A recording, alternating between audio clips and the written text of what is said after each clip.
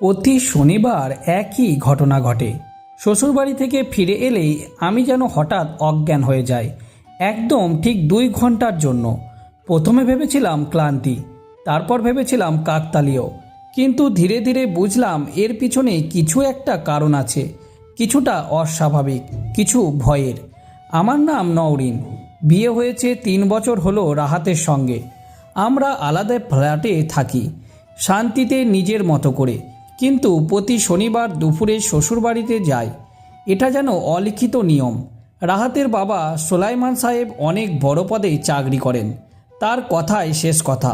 শুরুটা খুব সাধারণ ছিল, খাওয়া দাওয়া, গল্প, হাসাহাসি সবই ঠিকঠাক।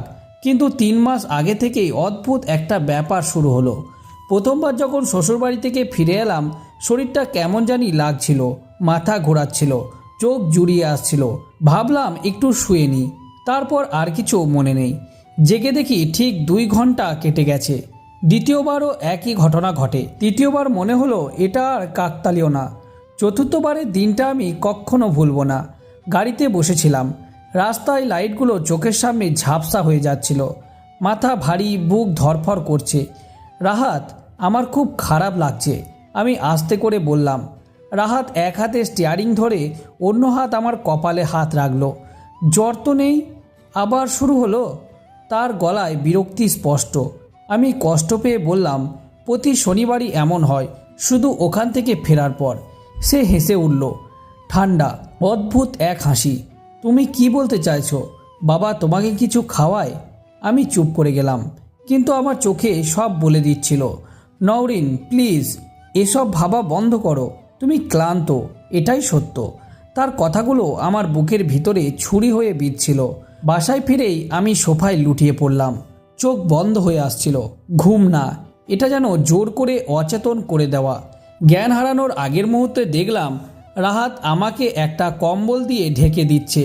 তার স্পর্শে মায়া ছিল, কিন্তু তার কথাই ছিল অবহেলা আর অতিরিক্ত আদুরে। তারপর অন্ধকার। জ্ঞান ফিরল ঠিক 2 ঘন্টা পর। ঘড়ির কাঁটা যেন আমার শরীরের সঙ্গে তাল মিলিয়ে চলছে। সেদিনই সিদ্ধান্ত নিলাম আমি সত্যিটা জানবই। পরদিন রাহাত আর তার বাবা যখন মাছ ধরতে গেল, আমি একা বের হলাম। শহরের এক নামী হাসপাতালে গিয়ে সব পরীক্ষা করালাম, রক্ত, প্রস্রাব, ব্রেন স্ক্যান, যা যা সম্ভব সব। কাউকে কিছু বলিনি, কোনো রেকর্ডও রাখিনি। রিপোর্ট হাতে পাওয়ার আগে পর্যন্ত আমি নিজেকেই সন্দেহ করছিলাম। হয়তো আমি বাড়িয়ে ভাবছি, হয়তো সত্যিই আমি দুর্বল। কিন্তু রিপোর্টটা খোলার পর আমার পুরো দুনিয়া থেমে গেল। রক্তের রিপোর্টে স্পষ্ট লেখা, আমাকে ঘুমের ওষুধ দেওয়া হয়েছে, ইচ্ছাকৃতভাবে। আমার হাত কাঁপছিল, মাথার ভিতর শুধু একটাই প্রশ্ন ঘুরছিল, কে, রাহাত নাকি সুলাইমান সাহেব? মনে পড়ল প্রতি শনিবার একই খাবার, একই পানীয়, আর আমি প্রতিবারই একইভাবে অজ্ঞান। সেদিন রাতে রাহাত বাসায় ফিরলে আমি কিছু বলিনি, চুপচাপ তার দিকে তাকিয়েছিলাম। সে স্বাভাবিক ভঙ্গিতেই কথা বলছিল, যেন কিছুই হয়নি। আমি বুঝলাম এটা শুধু একটা অসুখ না, এটা একটা পরিকল্পনা। কিন্তু কেন? আমি কি এমন জানি যা আমার জানা উচিত হয়নি? নাকি আমাকে কিছু থেকে দূরে রাখার চেষ্টা করা হচ্ছে? সেই রাতেই আমি সিদ্ধান্ত নিলাম, পরের শনিবার আমি আবার যাব, কিন্তু এবার আমি প্রস্তুত হয়ে যাব, কারণ এই গল্পের শেষটা আমি নিজেই লিখব। শনিবারটা একবারে আলাদা ছিল। আগের মতোই আমি শাড়ি পরে প্রস্তুত হলাম, কিন্তু ভিতরে ভিতরে আমি আগের সেই নওরিন না। এবার আমি যাচ্ছি উত্তর খুঁজতে, নিজেকে বাঁচাতে। রাহাত লক্ষ্য করলো আমি অস্বাভাবিকভাবে চুপ। আজ এত শান্ত কেন? সে জিজ্ঞাসা করলো। আমি হালকা হেসে বললাম, কিছু না, ভাবছি শুধু। সে আর কিছু বলল না, কিন্তু তার চোখে এক ঝলক সন্দেহ আমি স্পষ্ট দেখলাম। শ্বশুরবাড়িতে পৌঁছানোর পর সব কিছুই আগের মতো। ডাইনিং টেবিলে সাজানো খাবার, পোলাও, কোরমা, সালাদ, আরও সেই একই গ্লাসে রাখা জুস। আমার বুকের ভিতরটা ধক করে উঠল। আজ আমি খাবো, কিন্তু অজ্ঞান হব না, কারণ আমি প্রস্তুত। ব্যাগের ভিতরে ছোট্ট একটা জিনিস, একটা মাইক্রো রেকর্ডার, আর একটা সিদ্ধান্ত। আমি আজ কিচ্ছু খাবো না যেটা আমার সামনে ঢালা হয়নি। নওরিন, এই জুসটা খাও মা। সুলাইমান সাহেব নিজের হাতে গ্লাসটা এগিয়ে দিলেন। তার চোখের দিকে তাকালাম, শান্ত, স্বাভাবিক, কিন্তু খুব বেশি নিয়ন্ত্রিত। আমি গ্লাসটা হাতে নিলাম, ঠোঁটে ছোঁয়ালাম, কিন্তু খেলাম না। চুপিসারে একটু পাশে ঘুরে ঠোঁটের কাছে রেখে দিলাম। যেন খাচ্ছি। তারপর সুযোগ পেয়ে জুসটা টেবিলের নিচে রাখা টিস্যুতে ঢেলে দিলাম। কেউ খেয়াল করলো না। খাওয়া শেষ হওয়ার কিছুক্ষণ পরই আমি ইচ্ছা করে বললাম, আমার একটু মাথা ঘুরছে। রাহাত বিরক্তির গলায় বলল, আবার শুরু হলো? আমি সোফায় গিয়ে শুয়ে পড়লাম, কিন্তু এবার অজ্ঞান হওয়ার অভিনয়। চোখ বন্ধ, নিঃশ্বাস ধীরে, শরীরের নিস্তব্ধ। ভিতরে ভিতরে আমি পুরো জেগে আছি। 5 মিনিট, 10 মিনিট, তারপর পায়ের শব্দ।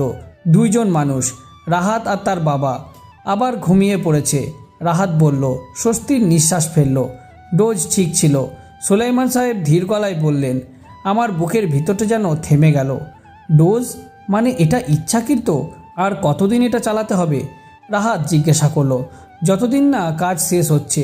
তার বাবা ঠান্ডা গলায় বলল, কিন্তু যদি কোনো দিন ধরা পড়ে যায়? ধরা পড়বে না। ও খুব সোজা মেয়ে, নিজের উপরেই সন্দেহ করে। আমার চোখের কোণে পানি জমে উঠল, কিন্তু আমি নড়লাম না। কিছুক্ষণ নীরবতা। তারপর রাহাত বলল, ও কিছুটা টের পাচ্ছে মনে হয়। আমার হৃদস্পন্দন বেড়ে গেল।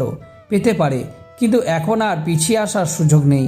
সুলাইমান সাহেব বলল, ওকে দূরে রাখা জরুরি, না হলে সব কিছু ভেস্তে যাবে। কিসের থেকে দূরে? আমার মাথার ভিতর ঝড় বয়ে যেতে শুরু করলো। হঠাৎ একটা শব্দ, ড্রয়ার খোলার। ফাইলগুলো এখানেই রাখো, ও জেগে ওঠার আগে আমরা বের হয়ে যাব। সুলাইমান সাহেব বললেন, ফাইল? কোন ফাইল? কয়েক সেকেন্ড পর দরজা বন্ধ হওয়ার শব্দ, নীরবতা। আমি ধীরে ধীরে চোখ খুললাম। শরীরটা কাঁপছিল। সব কিছু এখন পরিষ্কার, কিন্তু আবারও অস্পষ্ট। ওরা আমাকে ইচ্ছা করে অজ্ঞান করে রাখে কিছু একটা কাজ করার জন্য, আর সেই কাজের সঙ্গে জড়িত কিছু ফাইল। আমি উঠে বসলাম, ড্রয়ারের দিকে এগুলাম।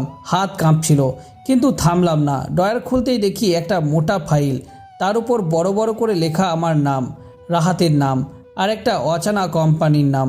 পাতা উল্টাতে উল্টাতে হঠাৎ আমার নিঃশ্বাস আটকে গেল। শেষ পাতায় একটা সিগনেচার, আমার সই। কিন্তু আমি কখনোই এই সই করিনি। কিন্তু তখনই পিছন থেকে একটা গলা, তুমি জেগে উঠেছ? আমি ধীরে ধীরে ঘুরে দাঁড়ালাম। রাহাত দরজার সামনে দাঁড়িয়ে। তার চোখে এবার আর কোনো অবহেলা নেই, শুধু ধরা পড়ে যাওয়ার ভয়। আমি ফাইলটা শক্ত করে ধরে বললাম, আমি ঘুমাইনি রাহাত, সব শুনেছি। ঘরটা হঠাৎ ভারী হয়ে গেল। সে কিছুক্ষণ চুপ করে থাকলো, তারপর ধীরে ধীরে দরজা বন্ধ করলো। ঠিক, তাহলে এখন তোমাকে বুঝিয়ে বলতে হবে, সে বলল। তার গলায় এমন একটা সুর যেটা আমি আগে কখনো শুনিনি। আমি এক পা পিছিয়ে গেলাম। কি বোঝাবে? সে ধীরে ধীরে এগিয়ে আসে। কেন তোমায় ঘুম পাড়াতে হয়? আর কেন তুমি এই ফাইল সই করেছো সেটা? আমার গলা শুকিয়ে গেল। আমি সই করিনি। সে হালকা হাসলো। করেছো, শুধু তুমি মনে করতে পারছো না। ঘরের বাতাস হঠাৎ ঠান্ডা হয়ে গেল। আমি বুঝলাম এই খেলা শুধু শুরু হয়েছে। আর এবার হয় আমি সত্যিটা বের করব, না হলে আমি নিজেই হারিয়ে যাব চিরতরে। ঘরের ভিতরটা অদ্ভুত ঠান্ডা। রাহাত ধীরে ধীরে আমার দিকে এগিয়ে আসে। তার চোখে আমি যাকে চিনতাম সেই মানুষটা নেই। তুমি বসো, সে শান্ত গলায় বলল। আমি বসিনি। না, আগে তুমি বলো, এটা কি? আমি ফাইলটা তুলে ধরলাম। সে একটা দীর্ঘশ্বাস ফেলল, যেন অনেক দিনের লুকোনো বোঝা নামাতে যাচ্ছে। সব কিছু এত জটিল না নওরিন, সে বলল। তুমি খুব ইমোশনাল, তাই আমরা তোমাকে এসবের থেকে দূরে রেখেছি। আমার ভিতরে আগুন জ্বলে উঠল। ঘুমের ওষুধ খায়ে আমার সই জাল করে? সে এবার একটু বিরক্তি হলো। জাল না, লিগ্যাল প্রসেস। আমি হেসে ফেললাম, তিক্ত একটা হাসি। লিগ্যাল? অজ্ঞান মানুষকে দিয়ে সই করানো, এটা তোমাদের লিগ্যাল? ঠিক তখনই দরজা খুলে ভেতরে ঢুকলো সুলাইমান সাহেব। তার মুখে একটু অস্থিরতা নেই। বুঝে গেছে। তিনি শান্ত গলায় জিজ্ঞাসা করলেন। রাহাত মাথা নাড়ল। সুলাইমান সাহেব আমার সামনে এসে দাঁড়ালো। শোনো মা, তিনি এমনভাবে বললেন যেন কিছুই হয়নি। এই সম্পত্তিটা খুব গুরুত্বপূর্ণ। আমরা একটা বড় প্রজেক্ট করতে যাচ্ছি। তোমার নামে কিছু শেয়ার ছিল, সেগুলোকে ট্রান্সফার করা দরকার ছিল। আমি স্তব্ধ হয়ে তাকিয়ে রইলাম। কিন্তু আমি তো রাজি হইনি, আমি বললাম। তিনি হালকা হাসলেন। তুমিই তো সমস্যা, তুমি কখনো রাজি হতে না। এক মুহূর্তের জন্য আমার চারপাশ অন্ধকার হয়ে গেল। মানে আমার ইচ্ছার কোনো মূল্য ছিল না? তাহলে আমাকে বিয়ে করার মানে? আমি সরাসরি রাহাতের দিকে তাকালাম। সে একটু থেমে বলল, তুমি সহজ ছিলে। বিশ্বাস করো, প্রথমে সবটাই প্ল্যান ছিল না, কিন্তু পরে তার কথা শেষ করলো না। আমি বুঝে গেলাম। আমি ছিলাম একটা সুবিধাজনক মানুষ, একটা স্বাক্ষর, একটা দরজা। তুমি এখন কি করবে? সুলাইমান সাহেব ঠান্ডা গলায় বললেন, এই ফাইল তুমি সই করেছো, এটাই প্রমাণ আছে। আর তোমার রিপোর্ট? সেগুলো কেউ বিশ্বাস করবে না। তার আত্মবিশ্বাসে কোনো ফাঁক নেই, কারণ তিনি জানে ক্ষমতা তার হাতে। আমি ধীরে ধীরে মাথা নিচু করলাম, কয়েক সেকেন্ড চুপ থাকলাম, তারপর হেসে ফেললাম। আপনারা একটা ভুল করেছেন, আমি আস্তে করে বললাম। দুজনেই থেমে গেল। আমি আর আগের সেই নওরিন না। আমি ব্যাগ থেকে ছোট্ট একটা ডিভাইস বের করলাম, মাইক্রো রেকর্ডার। লাল লাইটার তখন জ্বলছে। রাহাতের মুখ ফ্যাকাশে হয়ে গেল।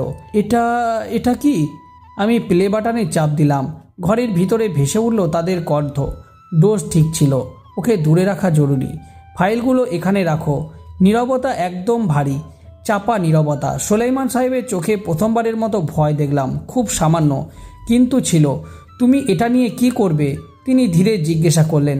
আমি তার চোখের দিকে তাকিয়ে বললাম, আমি ঘুমাইনি, আর এবার আমি চুপও থাকবো না। রাহাত এগিয়ে এলো। নওরিন প্লিজ, আমরা এটা ঠিক করতে পারি। আমি হাত তুলে থামিয়ে দিলাম। না, তুমি অনেক সুযোগ পেয়েছো। আমার চোখে পানি ছিল, কিন্তু কণ্ঠ শক্ত। ভালোবাসা যদি বিশ্বাস না দেয় তাহলে সেটা শুধু একটা ফাঁদ। আমি ধীরে ধীরে দরজার দিকে হাঁটলাম।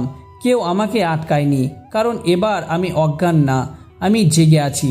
6 মাস পর একটা ছোট্ট ঘর, জানালার পাশে বসে আমি লিখছি। আমার সামনে 1 কাপ চা, শান্ত নীরব। কেসটা এখন কোর্টের মিডিয়াতে গেছে। প্রভাবশালী পরিবারের প্রতারণা এই শিরোনামে।